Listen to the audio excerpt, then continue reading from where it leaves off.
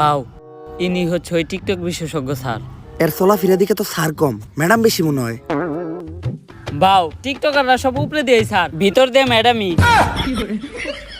এই টিকটক একাডেমির আমি একমাত্র সফল প্রতিষ্ঠাতা ডিজে ঝাঁকানাকা রাব্বি।